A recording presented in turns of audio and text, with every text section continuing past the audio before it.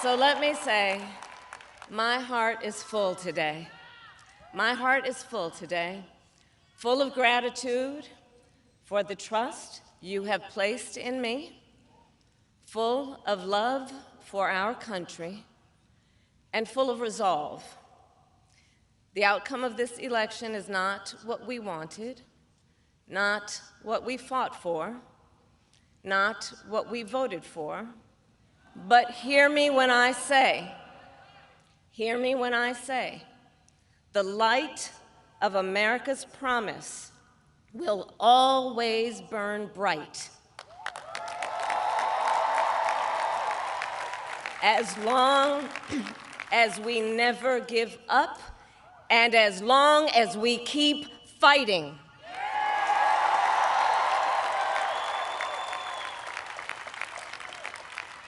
To my beloved Doug and our family, I love you so very much. To President Biden and Dr. Biden, thank you for your faith and support.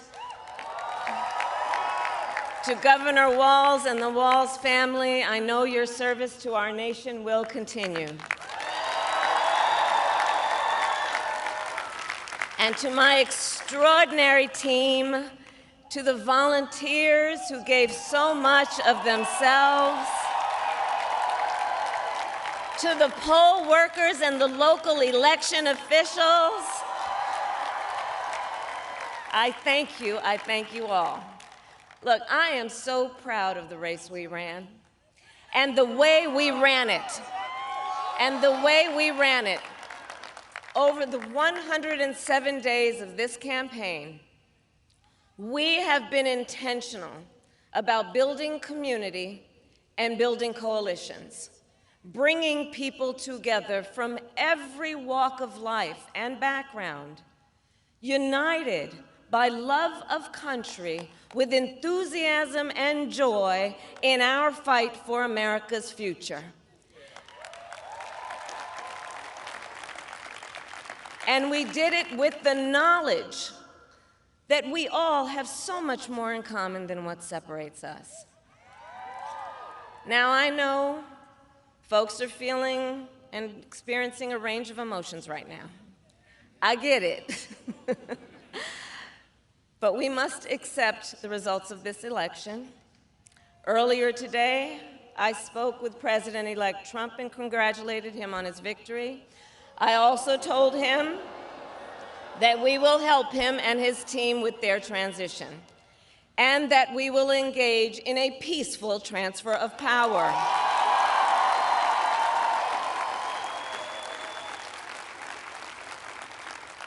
A fundamental principle of American democracy is that when we lose an election, we accept the results. That principle, as much as any other, distinguishes democracy from monarchy or tyranny. And anyone who seeks the public trust must honor it. At the same time, in our nation, we owe loyalty not to a president or a party, but to the Constitution of the United States.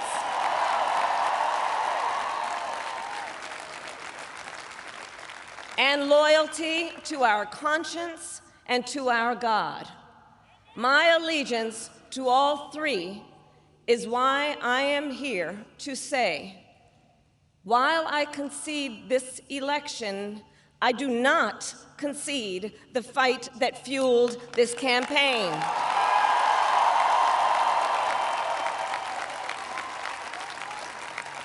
The fight for freedom, for opportunity, for fairness, and the dignity of all people. A fight for the ideals at the heart of our nation, the ideals that reflect America at our best. That is a fight I will never give up.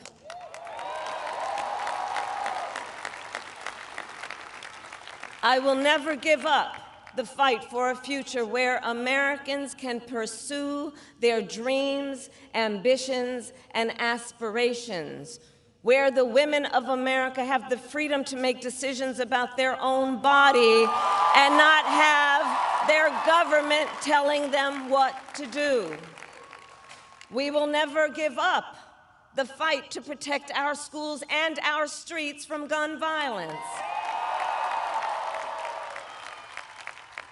And America, we will never give up the fight for our democracy, for the rule of law, for equal justice, and for the sacred idea that every one of us, no matter who we are or where we start out, has certain fundamental rights and freedoms that must be respected and upheld.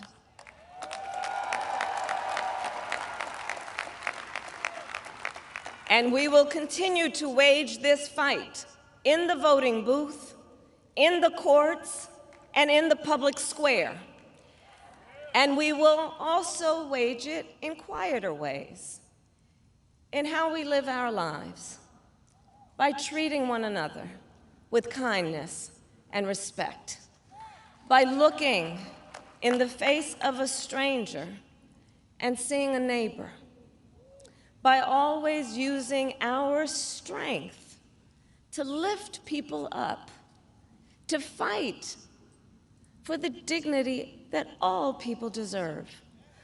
The fight for our freedom will take hard work, but like I always say, we like hard work. Hard work is good work. Hard work can be joyful work. And the fight for our country is always worth it. It is always worth it.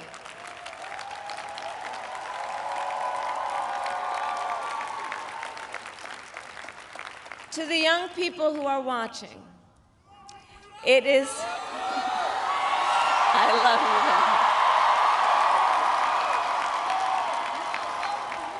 you. To the young people who are watching, it is okay to feel sad and disappointed, but please know it's going to be okay.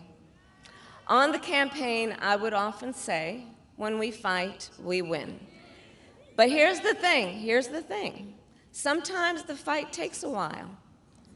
That doesn't mean we won't win. That doesn't mean we won't win. The important thing is don't ever give up. Don't ever give up. Don't ever stop trying to make the world a better place. You have power. You have power. And don't you ever listen when anyone tells you something is impossible because it has never been done before.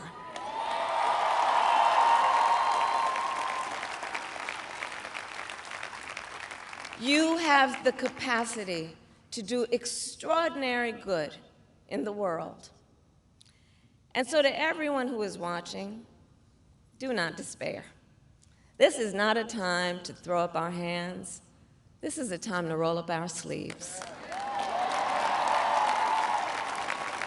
This is a time to organize, to mobilize, and to stay engaged for the sake of freedom and justice and the future that we all know we can build together.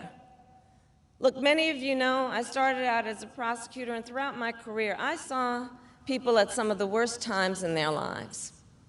People who had suffered great harm and great pain, and yet found within themselves the strength and the courage and the resolve to take the stand, to take a stand, to fight for justice, to fight for themselves, to fight for others. So let their courage be our inspiration. Let their determination be our charge. And I'll close with this. There's an adage an historian once called a law of history, true of every society across the ages. The adage is, only when it is dark enough can you see the stars. I know many people feel like we are entering a dark time. but for the benefit of us all. I hope that is not the case. But here's the thing, America, if it is, let us fill the sky with the light of a brilliant, brilliant billion of stars. The light of optimism, of faith, of truth, and service.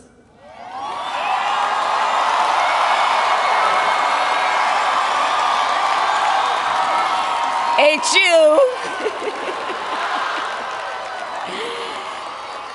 And may that work guide us, even in the face of setbacks, toward the extraordinary promise of the United States of America. I thank you all. May God bless you, and may God bless the United States of America. I thank you all.